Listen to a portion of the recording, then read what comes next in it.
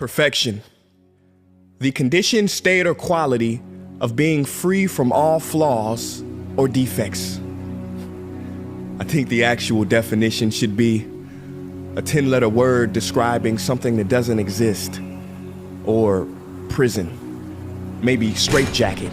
See, perfection is a virus, a tumor, a growth. It infects the mind of who it attaches itself to until it eventually destroys the host.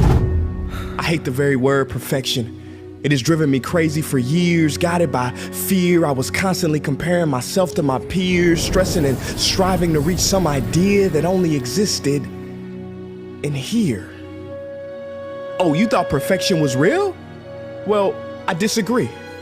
I mean, have you ever seen a perfect tree? In real life, have you ever gone into a forest and seen a perfect tree? Nah, see, they all got a little something going on.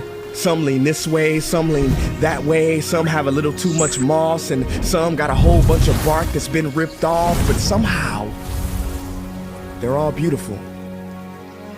But when it comes to people, we don't seem to see that we are all beautiful in all of our expressions, so we dissect ourselves into pieces, judging each other, thinking perfection is something we can achieve, which leads us to feeling depleted and defeated. But Salvador Dali said it best: have no fear of perfection because you'll never reach it.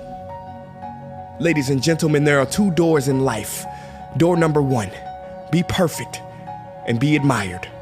Or door number two, be real and be loved.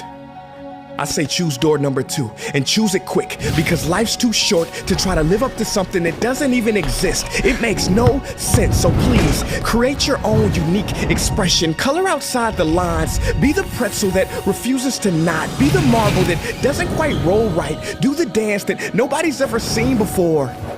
And don't worry if people stop and stare. I mean, if the Leaning Tower of Pisa was straight, nobody would care. See, when mistakes are made, beauty is birthed. You know why they call it the Model T? Because that's how many letters it took for Henry Ford to get that darn car to work. So don't worry about always being first and getting it right. I mean, Sony's very first product they ever made, it cooked rice. So embrace your mistakes, they are to be savored. Failure is the condiment that gives success its flavor. And true success is being yourself in a world that's constantly trying to make you someone else. You know, I was reading the other day about a Japanese tradition called kintsugi. What they do is, if an object breaks, they fill the cracks with pure gold, because they believe that when something suffers damage and has a history, it is all the more beautiful. So I say love your cracks. You may call it brokenness, but it is the way your light will shine through. And if you have no one in your corner, then consider me your supporter, and we will smile together as society tries to diagnose our gifts as disorders. You don't need to be a perfect person with perfect makeup, perfect skills, or a perfect build. Because the truth is, real people aren't perfect. And perfect people aren't real.